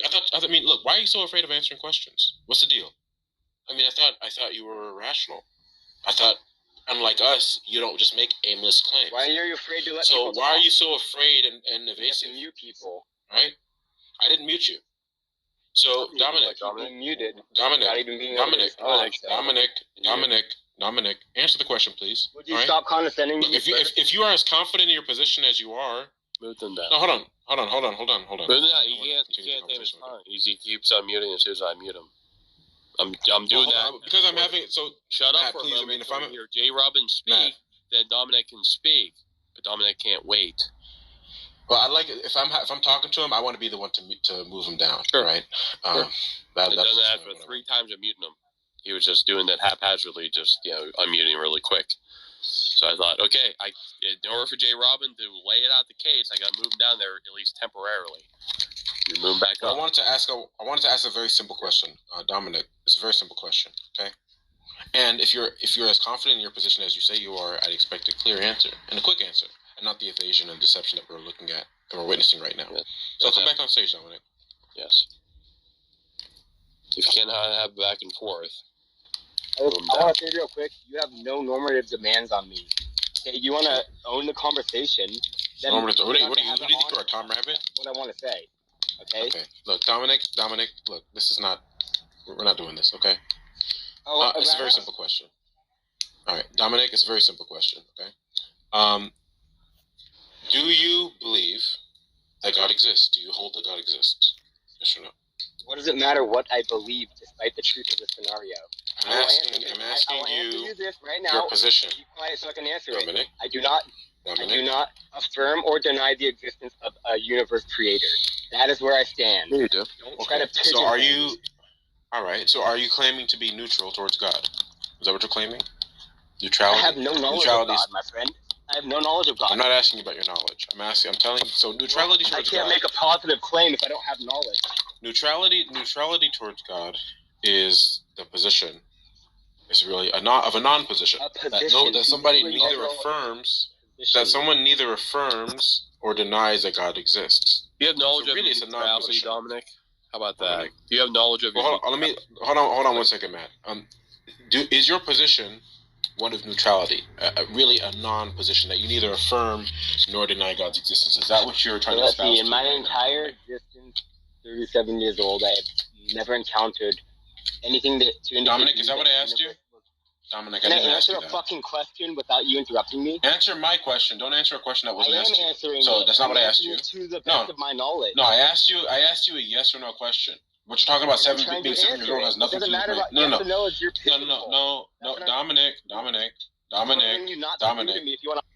Dominic, it's a yes or no question. Okay, so that means the answer will be a yes or a no. It doesn't have talking about being 7 years old is irrelevant to me. I couldn't care less at this. I didn't say 7. You didn't hear what I had to say. You didn't hear what I had to say. I never said 7. Dominic, you said you were however many years old. I have never encountered the universe being made. Are you 7 years old? Encountered a universe maker. Are you? You said in 7 years of existence. Okay, Dominic. Why do you have to condescend to people, bro? Because I'm trying to get you to control yourself. Condescend to people to talk. I'm not condescending to you. The reason I'm saying your name so much is because you keep talking. And I'm trying to ask you a question. You can't control yourself. So that's what I have to do. What I'm doing. So Dominic, do you believe that there is no God, or do you believe? Sorry, do you believe that God exists? Either way, actually. Okay, so you're trying to posit a belief or position of neutrality. Why am I being muted? Don't mute him, please. Why? Are you trying to posit a position of neutrality? I don't know who's muting you. Listen. Because I couldn't hear you both talk at the same time. Dominic, take a breath, bud. Take a breath. Dominic cannot take a breath. So, a position of neutrality, or trying to espouse neutrality, is when you say, I don't hold to a position either way. So, in this case, a position of neutrality with reference to God would be, I don't affirm nor do I deny that God exists. Is that what you're telling me, Dominic? Whatever you want to call it, neutrality, we'll go with that. Okay. Well, such a position can actually be withheld, it can be sustained. It can't be Says you. I'll explain to you why. You let J. Robin complete a complete sentence, Dominic. Well, Dominic, I'll explain to you why. Can I explain more than a yes or no? The reason why you cannot be neutral towards God. Yeah, you can. The reason you cannot be neutral towards God is because whenever you're invoking facts, Whenever you say the sky is blue, the apple is red, the orange is orange, whenever you make any or invoke any predication at all, what you're also doing, implicitly or explicitly, is also invoking your model of reality or your philosophy of facts. And no, everyone does this. No, I deny that. Listen, real quick. So Dominic, it doesn't mean anything. Dominic, I was in the middle of speaking, and you actually interjected with me. I'm sorry, but okay. Well, your voice. So I'll let you interject here. I'll let you interject. Okay, but let's make sure it's clear. When I say that something is a philosophy of fact, I'm saying that you have some sort of a model or philosophy around what it means for facts to be the facts. Okay, and that's going to involve a metaphysical reality, something about the broader nature of reality. That's going to be necessary if you're intelligibly invoking facts. But you disagree, so go ahead and explain to me. Give me your rebuttal. Okay, here's my situation. Two humans encounter each other. Sans philosophy, sans all this crap. One of them makes the claim, the positive claim, hey, person number two, God exists. Person number two says, prove it. Philosophy aside, that is all that is at play here. How can be philosophy? Yeah, Dominic, that's not a rebuttal to what I said. Did you understand what I said? It's me saying just prove your claim, your positive assertion. No, but so you acknowledge that what you said was not a because I could be so illiterate in philosophy. I could be so illiterate in all of this, and I just want a demonstration so that I can. I just want an answer to your question. What I just want right now, what I just want is a clear answer to my question, and not your emotional rambling. Okay, that's what I want, and I hope that we can have that today. Okay. Hang on, real quick. So Dominic, I have to let you know that I'm doing construction on the side, so I do sound heavy breath because I'm working as well. But stop doing philosophy, Dominic. Stop doing philosophy. You're doing it right now. I'm just trying to say, substantiate the positive claim you guys make. There's no sans philosophy. Fine, Dominic. God does not exist because as if it exists. That's not honest. Dominic, right now, let's focus. Right now, what I'm explaining to you. Prove that positive claim. Right now, what I'm explaining. No, that's a tangent. That's a tangent, Dominic. That's a tangent. Let's try to focus on the conversation here. Okay, I can recall the conversation vividly because it just happened, and I'm surprised that you're not focusing either. Right now, what we're talking about is whether or not you can be neutral towards God. Do you remember us talking about that 5 seconds ago? And, just because you think someone can't be neutral does not make it the case. Dominic, are you aware of Dominic, are you aware of the place we are in the conversation right now? Yes or no? And I'm aware that you're okay, so we're not talking about, right now, we're not talking about whether or not God actually exists. Dominic, right now, at this point in time, we're not talking about whether or not God exists. We're talking about whether or not you can be neutral towards whether or not God exists. Those are two different things. Okay? But it's two different things. To the same outcome of an answer. So Dominic, the reason you cannot be neutral towards God, the reason why, is because whenever you're invoking a fact, you're going to be doing so with reference to your metaphysic, okay, your worldview, right? What is it that is the makes the facts a fact? Why are the facts the way they are? Right, or how are the facts the way they are right now? Okay, that is going to be that is going to encompass your philosophy of facts. And every single time you invoke a fact, you're going to be simultaneously, either implicitly or explicitly, invoking your philosophy May I invoke a fact that does not involve your God? Okay, do you accept that, Dominic? No, Dominic, you're not even listening. You're not even listening right now. You're not even listening. This is what we deal with. So it's childish behavior. Okay, they don't care. Let me invoke it's not a care in the world as to what is that. So it's not actually about having a discussion. It's not about actually exchanging ideas. It's about emotionally bloviating. One fact without your God. And this is exactly what I would expect from someone who's a child. Dominic. How old are you, Dominic? Dominic, how old are you? Oh, dude, yeah, nice try, Darth wannabe. Listen, how old are you? It's a question. I already told you. If you I said you said. Are you 7? Are you 7 years old? You're 7. Okay, yeah, go with it. Whatever you want to believe, Jay. Yeah. Listen, I can invoke. Dominic, look, we're not gonna play this. Dominic, we're not gonna play this game, Dominic. Dominic, we're not gonna play this game. Hey, Dominic. Okay. Let me invoke one fact. This isn't the comedy club. Let me invoke one fact. Dominic. Why won't you let me invoke one fact without? Look, I just muted you right there. Well, we know you do. I don't want to move you down to the audience, but I will. We know you do. But you're not letting me articulate my side. Dominic. Your facts because you're not even because you have no clue what was going on right now. Could you repeat back to me what I said to you? It is a fact that I am not your God. Dominic, I'm going to prove to you. Dominic, I'm going to prove to you. I don't need your God. Wow. Okay. Just prove that. You're just a motor mouth. You're just a motor mouth, Dominic. What is being discussed right now? Let people talk. Dominic, what is being Dominic, what is the point or the purpose of it or the focus of the conversation right now? Does not exist and that all facts have to require him, but I can name you one fact. No, that's not what I said. That's not exactly. No. You had the first part correct. You're saying that you can't be. You had the first part. You had the first part correct. That's what you're saying. Yeah, but then we moved on to my explanation. Because of metaphysical grounding. Hey, Dominic, that's not what I said. Dominic, stop. Everyone, stop. You're not having a discussion. Dominic, you won't let it happen. Worldview, stop. Dominic, stop right now, or I'm moving you to the audience right now. I want you to stay on the stage. Stop. I want to leave you on the stage. Stop. When Ahmad says stop, that means cease. Okay? Now, the worldview you're coming up against, you're talking to Christian theists. The Lord of Glory, who created all things, says you cannot be neutral toward him. You may do that with some other worldview you run up against, says, well, yeah, you can be neutral towards us, whatever. The worldview you're coming up against, the Lord of Glory says in the Gospel of Matthew and Luke, if you're not for him, you are against him. No middle ground with the Lord Jesus, Dominic. Okay? So just so it's clear to you, stop. I already warned you. Want me to move you down to the audience? I will move you down to the audience. I gave you 3 warnings. That's it. He's gone. Now, stop. Everyone else, stop. You are coming in to a Christian clubhouse. It says Christianity versus atheism. So if you're going to steelman the Christian worldview, you're going to deal with what the words of Jesus said. If you don't want to steelman us, go flail on and railing against Christianity in some other in some other room. If you're going to come up against us, here's what our Lord says. He says, there's no sitting on the fence with him.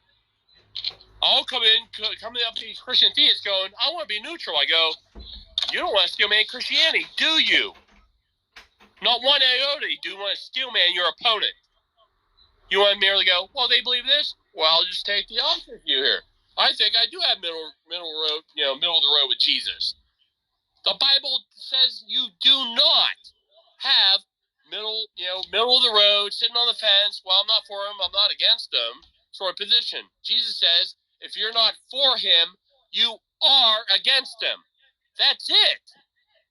If you don't want to tussle with that, just go flail about in some other room, bloviating and wasting breath and air. You're not having a fruitful conversation here.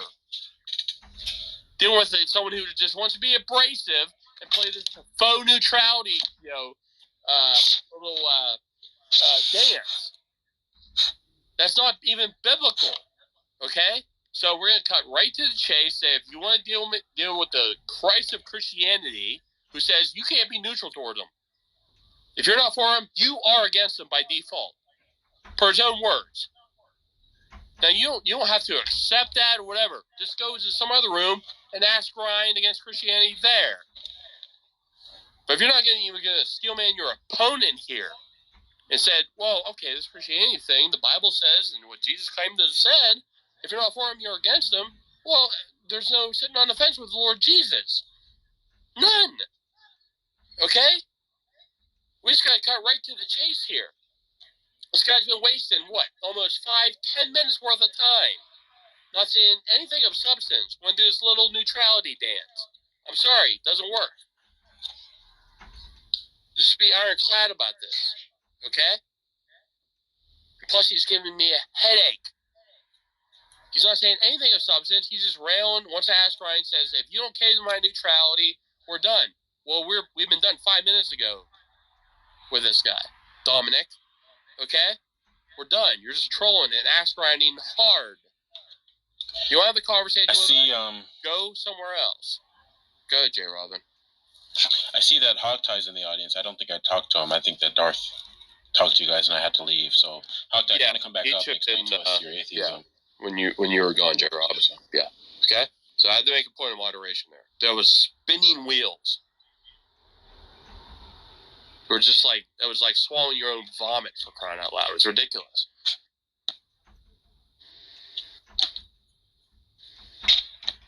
People will come in and say, "Oh, the Bible says this," and okay, I'm going to steel man you guys. If they're not up for that, we're done with them. Right from the very get-go. Okay.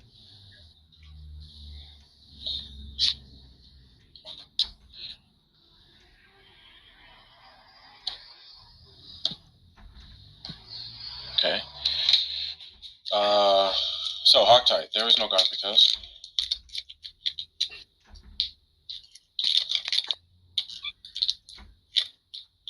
Hogtie, your mic is muted, by the way.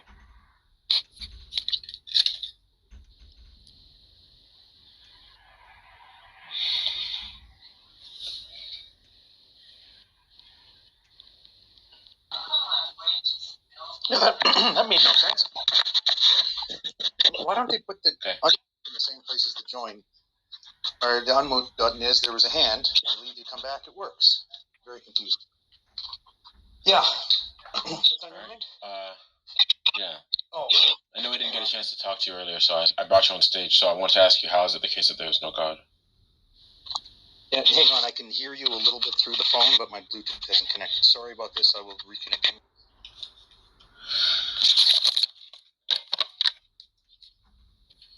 Oh. I think I heard that. Try that again. There we are. Yeah. Can you hear me? All right. Yeah, I can hear you now. I don't know. His Clubhouse is new. Bugs. I'm sure you're no stranger to that question. So how is it the case that there's no God? There's no God because? It is rational to believe there is no God because the evidence lends itself to a best explanation being the God-free universe.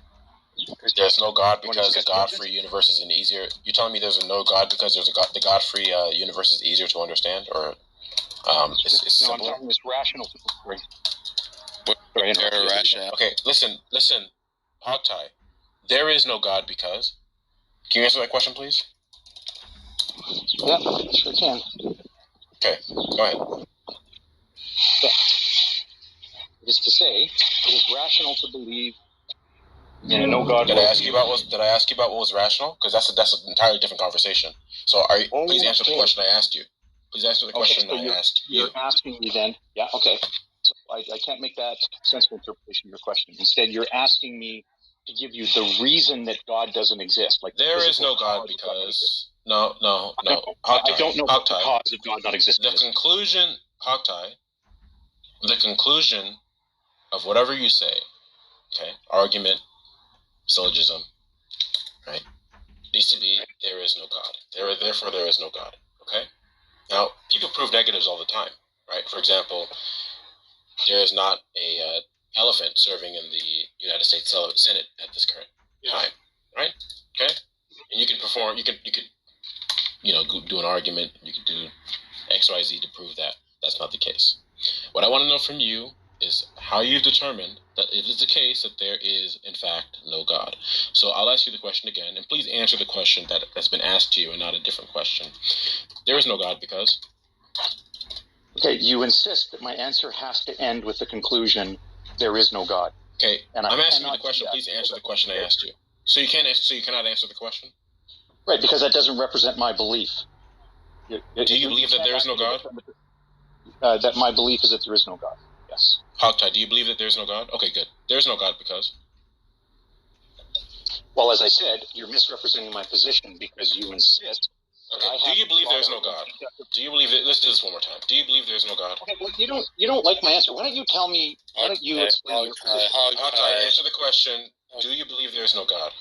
Yes or no? He said you believe. You said I believe there's no God. He said good. There is no God because. This isn't misrepresenting anything, Hogtie. Quit with this misrepresentation game. No one's misrepresenting anyone. Get on mute, Hogtie. I had to mute you to make that point. J. Robin never misrepresented you at one iota. Okay. Let's hear it. There's no God because Hogtie. You have to unmute.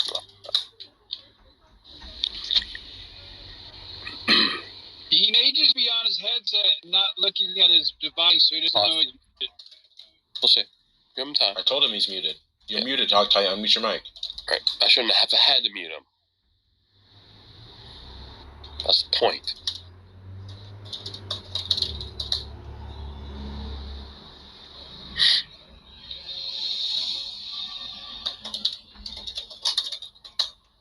Okay, there it goes. No, I heard all that, and you didn't have to. Now, Reverend Slicker, I hope you're here. Hi. If you didn't make the misrepresentation claim, I wouldn't have to mute you. He never misrepresented you. Well, may I explain how? Yeah. Okay, You Hogtie, just admitted. please, Hogtie, answer the question, please. You already told me that your position is that there is no God. There is no God because. Please answer that question. I do not know the cause of God not existing. There, I've answered that question. You have asked me to provide. Okay, so you cannot answer. I didn't ask you about a cause. I just asked you, how is it the case? How does it follow that there is no God? Okay. So can you answer that question? Can you answer that question? I can sure answer that question. The problem is, it does not represent my position. Namely, your position is that there is no God. Here's the thing: you're misrepresenting my position. You insist that my answer has to be a deductive argument that leads to the necessary conclusion that no gods exist nowhere. That's not my position. You just told me your position is that there is no God. You just told me your position is that there is no God. That is my position. Yes, I don't believe in any God. Good. There is no God. This is the last time I'm going to have to do it, because you're now it's bordering on the line of like gaslighting, because you're telling me one thing and then you're contradicting yourself the very next second. No, because okay? You're asking. There is no God. There is no God because Hogtie. You just made it clear to me and everyone else in the room that your position is that there is no God. Okay. You don't have. I want you to explain to us there is no God because. I want to have a conversation. Yes. Okay. Hogtie. There is no God. It is rational to believe there is. I didn't ask you about rational. So now you're dodging the question. I didn't ask you what was rational. I asked you. You want justification? Dominic. Go ahead. Yes, I'm here. Oh, Hogtie's back. I don't think it was James interjecting. It was Hogtie. That's why I had to mute him. Okay, Hogtie, there is no God because. It's a great question.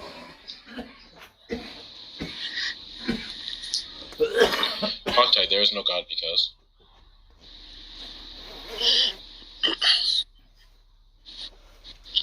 Your mic is muted, Hogtie, and unmute your mic and answer the question, please.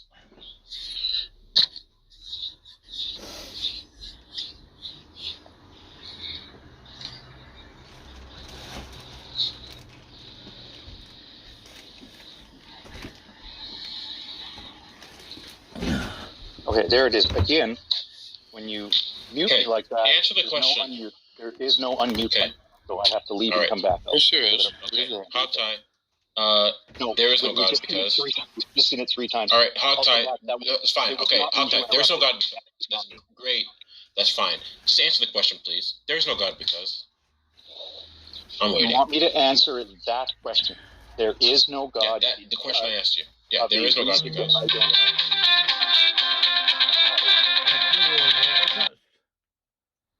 That was super painful.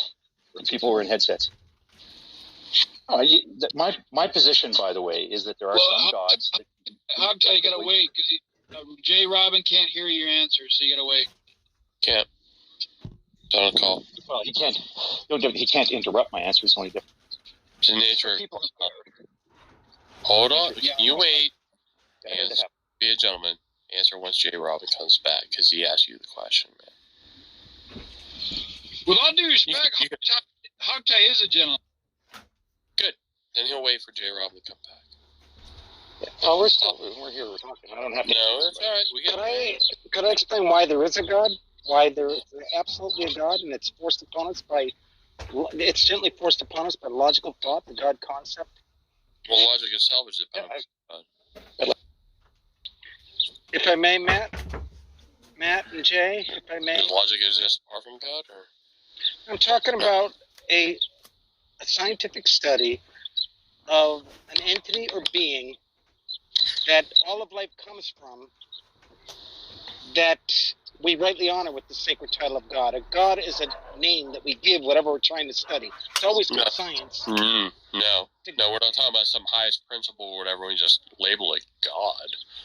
Well, I mean, if we want to study where we come from, science itself presupposes God. It's not the same as God. God undergirds the very fundamental principles that science relies upon.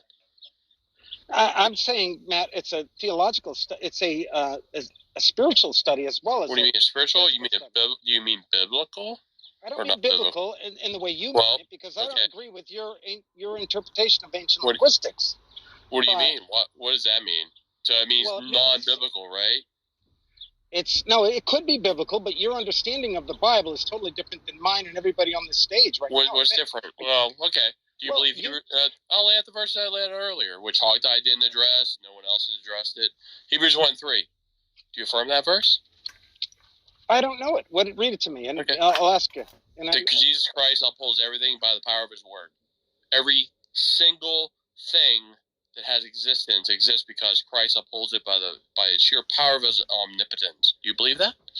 I don't believe your interpretation of that. No, that phrase. I do not. I just read it. You read that verse because I just read it to you. Well, Jesus never wrote it either, by the way. That's who it's addressing in the context, because it's not divorced from the context. He never wrote it. You know that. You know he never wrote that. Mark. You said, hey, what's your biblical basis? Here's a verse in the Bible in its own context in Hebrews chapter 1. I just read it to you. You said I don't agree with your interpretation. I go, I didn't interpret it. I read it. That's in its context. Yes, but you have your interpretation of it, and I have my interpretation of it. It wasn't interpretation. I read it. You want me to read it to you? Read it one more time. Read it one more time. Which translation would you prefer? King James, of course. The King James one? Or whatever one you like. Whatever one you want. It's addressing Christ in the context. I don't have it right in front of me. I'm quoting off the top of my head. I hear you. All right. Okay? And it's never divorced from his context. It's addressing Jesus Christ in Hebrews chapter 1. He's going to be laying tons of divine attributes upon the Son, just in the context of Hebrews chapter 1. Okay? He's going to be applying Psalms to him, two of them explicitly, Psalm 45:7, Psalm 102, 27, to the Son, being applied by the Father to the Son. But he opens up the opening chapter, okay, saying that God spoke in many different ways in times past, be it various diverse manners to the prophets, but in these last days has spoken to us through his Son, who upholds all things, that's everything, by the sheer power of his word. Some translations say the universe. You believe there's a universe, right, Mark? Totally, it says, of course. Christ upholds everything by the power of his word. Do you believe that? I believe that there's some truth in that statement that you just read, of course. You mean some truth? What do you mean some? I believe you and me and everybody else on stage knows that Jesus, Christ, first of all, wasn't his last name. It was a name given to him. No one said it was his last name. That means Messiah. It's not his last name. Right. So that's a moot point. Move on from rhetorical deviations. Okay? You're not addressing the point. You just got your rhetorical devices ready here. Come on, dude. Drop the shtick. Drop the fluff. No fluff is going to avail here. I already see through it. As soon as you throw it up there, I go, I see through that smoke, dude. Stop throwing the smoke. Matt, why are you even doing that? Mark, what did I just say to you? Stop throwing the smoke. And then people go, how dare you not tell me to throw the smoke up? Drop the shtick. Drop it. You've been told to drop it. And then you get this emotional bloviating by going, well, if you allow my, little emotional bloviating here and throwing the fluff in the air, I'll say you're unkind. You should talk about emotions. I said stop. I said stop. You're not an adult, do you? As soon as someone sees through your fluff, then you get irate going, well, he's mean because he didn't let me throw my fluff in the air. If someone sees through your fluff, they're a big meanie now? Matt, drop it. Look in the mirror. What are you, 5? You're talking to yourself. What are you, 5? Come on, dude. I'm asking for some people to adult here. They think that if they do this little rhetorical fluff in the air, and you call them out for their rhetorical fluff, the person who calls them out is a big meanie. What are you guys, 8 years old? You guys are freaking children. I can't hear you. Get right to the point, okay? Matt, I can't hear you. You can talk a little. It's fine, James. I did. I was assertive to him. Drop the fluff. You don't have anything better than him anyway, James. This is what the left does. Is like, well, if you allow me to do these little squirky ways, I'll call you big meanie because you didn't, let me squirm. Okay, little worm, I didn't allow you to squirm. Any other rhetorical devices you want to bring up to me? Anything else? We see right through the shtick, and then people are like, well, you're big meanie. You didn't allow me to play my shtick. That was a totally moot point. Well, his last name was not Christ. I go, did Matt ever claim his last name was Christ? No. So it's a moot point. Move on. Little children, if you can, I know it's real tough for you to move on. You're like, well, that rhetorical device didn't work. Let me throw another one his way. Hey, Matt, drop the act, little guys. You guys aren't little children, are you? I never claimed his last name was Christ, did I, to the guy? Why did you ever bring that up? No one claimed that. You need to speak up a little bit. I think your mic. James? Okay?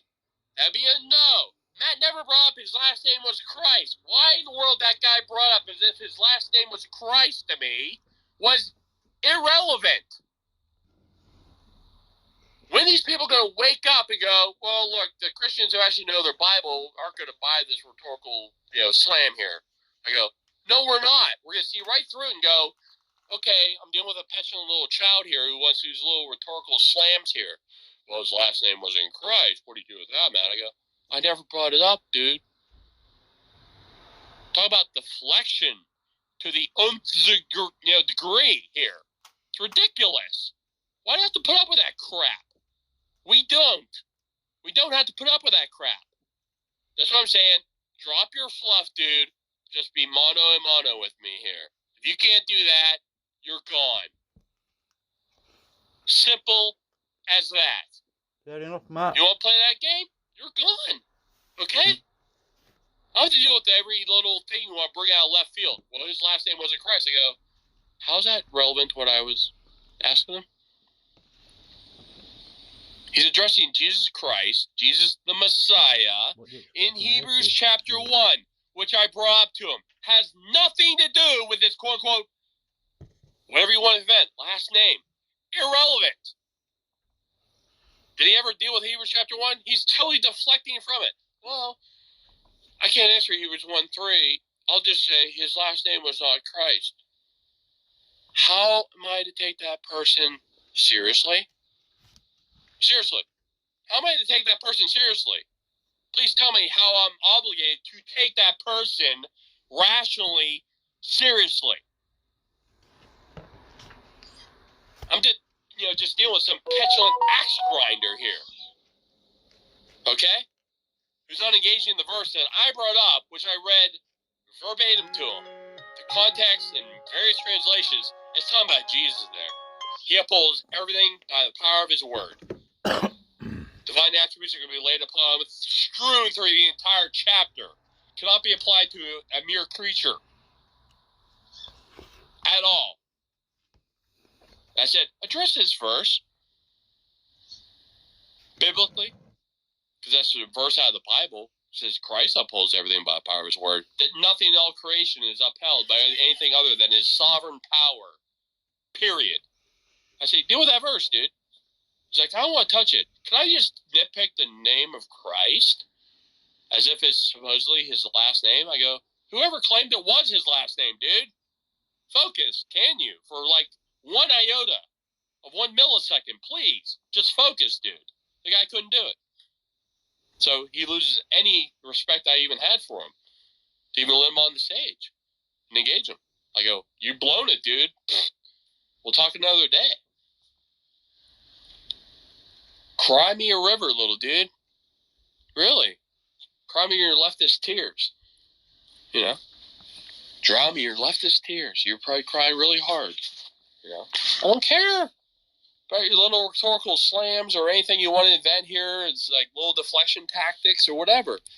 Answer the verse. Just say, no, I don't believe what that says. I go, fine, I'll deal with it biblically then. I just want to deal with my spirituality. Is that biblical spirituality or non-biblical spirituality, dude? Dude, you know, you want to deal with it biblically? Here, you got to deal with these verses. You want to answer them? Okay, then you're on the non-biblical, quote-unquote, spirituality train.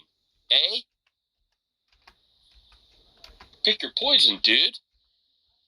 You're done in no matter what position you pick. You want to go biblical? You have to answer this verse. You don't want to touch it? Then you're on the non-biblical side. How you like them apples, huh? Well, you didn't like them. Okay, we're done. We can't have a rational discussion regarding this. You're either on either side of it here. It's really that simple. Okay?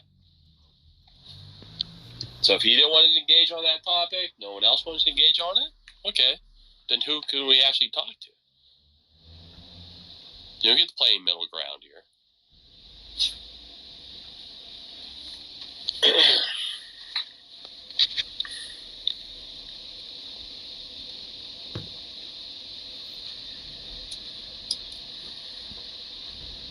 He's on the non-biblical side.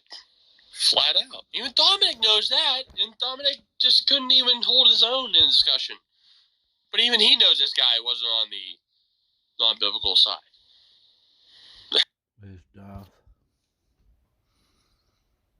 He always gets the pot boiling.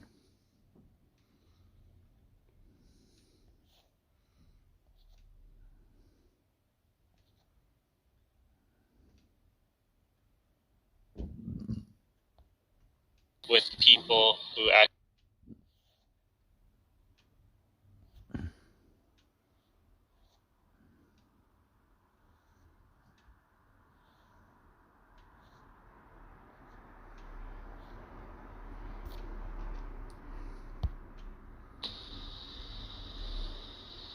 Yeah, drunk on God. All right. But you already had your chance with J. Robin, Dominic. I wasn't even interjecting. I just had to mute your ass like every 5 minutes because, you know, you wouldn't shut up. Okay? You had to constantly overtalk him. I muted you every 3 seconds, and then you immediately unmuted. You're like, okay, I'm going to keep overtalking. You knew you were doing that. I couldn't hear what you or J. Robin were saying at all. So you wanted to overtalk him. But no one could hear even what you're saying. Because J. Robin was still talking. You're so rabid, foaming at the mouth, going, I'm just going to troll this Christian chat here. I'm just going to be interruptive. I'm going to be this, you know, little ass-grinding troll, little petulant child, and not let anyone get a word in edgeways. We just want to hear Dominic talk. And I go, if you're muted, you go, well, I'm going to immediately unmute myself. I'm going to keep doing the little, you know, rabbit trailing. You knew you were doing that. Okay? Doesn't matter. I'm in that position, Dominic, and it really irks your gherkin that I can do that right now. You already had your chance. You blew it, dude. Your last resort is just keyboard chat, which I can just kick you from. Which I can't. I can do it right now. The only reason you can type in the keyboard chat is because of that. I can kick you right out of the room. Okay? I can. I can do that exactly. Okay? I can go remove from room, remove, because you already had your chance, you blew it. Okay? So as soon as you blow it, you go to, you know, oh, my only last resort is go to the keyboard chat. It's the only voice I have. And then you blow that one too. That's cute.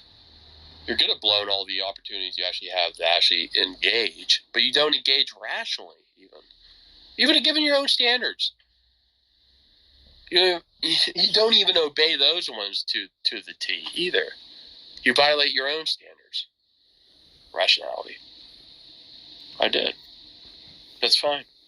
I want to deal with serious interlocutors, not petulant child. As soon as we discipline the little petulant child, they go, wow, you're big meanies.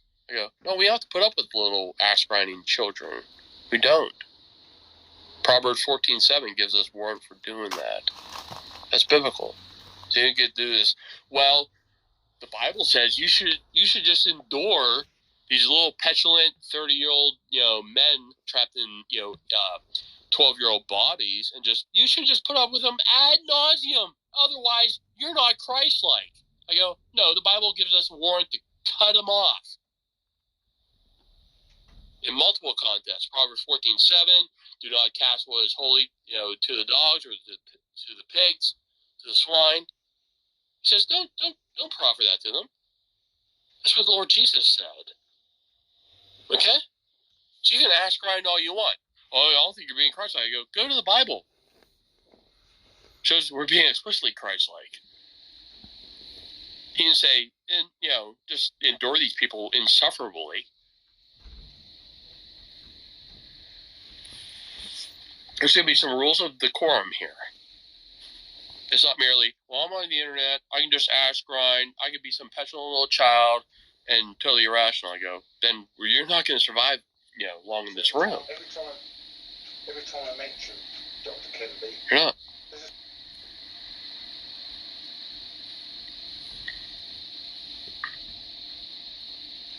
No, don't care. People always, what the left does, go, well, you weren't kind to that person. I go, he wasn't even steelmanning us. I wasn't unkind at all by calling him out on his straw man. So if you don't want to steelman us, you want a straw man, I go, just calling you, bringing up straw men is not a mean thing. That's calling a spade a spade. Get lost, troll. How dare us to believe in Jesus Christ and sealed with the Holy Spirit. Nope, we're not to have endless patience. The Son, that's not enough. You must bow the knee. I brought up Titus 1, 2, somewhere around there. Hey, reject the heretic after the first or second admonition. He didn't say, well, endure him after the third or fourth one. He says, after the first or second, reject them. Didn't say endureless and endlessly suffer them. I can bring up so many contexts. But if they don't say, if you don't let me get away with my childish ways, I'll just call the Christian a big meanie. And that's all you trolls do on Clubhouse. Is you do, well, I'm going to go into this Christian chat, I'm going to act like some petulant child ass grinder, and then as soon as they call me out for doing that, I'll say, you big meanie Christians. I go, get lost. What are you trying to prove? That's your leftist tactic here? Act like some fool, come in, be called a fool, and then go, well, they're a big meanie. You know why? Because they called me a fool. And you knew you were going into it acting that way. And you know it, full blown. You know it, because you employed it. It's premeditated. You're not that dumb in real life, apart from Clubhouse. Is there some mode you just switch on when you go on Clubhouse going, okay, I'm going to be a total retard now? And then as soon as they call me out for being retarded, intellectually speaking, then you'll just go, well, that Christian was unkind to me because he didn't buy my trollish tactics. I find it laughable. You guys have to employ that. And that's the only thing you have left. I can't deal with them intellectually. The only way you can usurp these Christians here is by going in, trolling them hard, and then when they call us out for being retarded, intellectually speaking, and philosophically speaking, then we'll just say, well, we'll just say they weren't Christ-like. I can dream that up, on my left toe and go, I already see that tactic coming a mile away. It's ridiculous. But I know that people on the internet are just so intellectually inept. I go, I can see that coming a mile away. How do you dream that up in your own mind? I can't refute Christianity, so I have to make the Christians look bad. That's all you have left. That's it. I can't usurp them intellectually or rationally. I have to do these slime ball tactics. That's all you do. And I'm calling you guys out on it. Seeing it day in, day out. Well, okay, I'm just going to come in and troll this Christian. We know they're trolling right from the very get-go. They start squirming, dodging, evading, and then they go create some other room, whining, complaining. I go, there you go. There's your proof. You guys exemplify it day in, day out.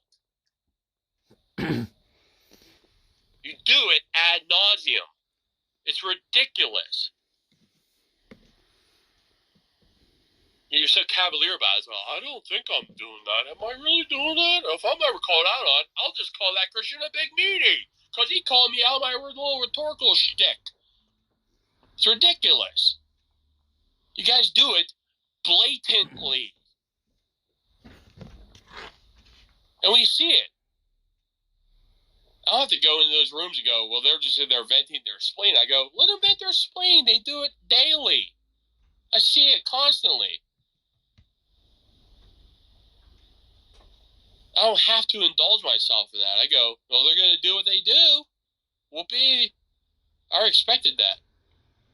But as far as any intellectual atheist actually stepping up to the plate on the stage here, he hasn't done so. So I've had the balls to at least get up on the stage, other than being a keyboard warrior. At least once the keyboard warriors were called up on the stage, they flailed quickly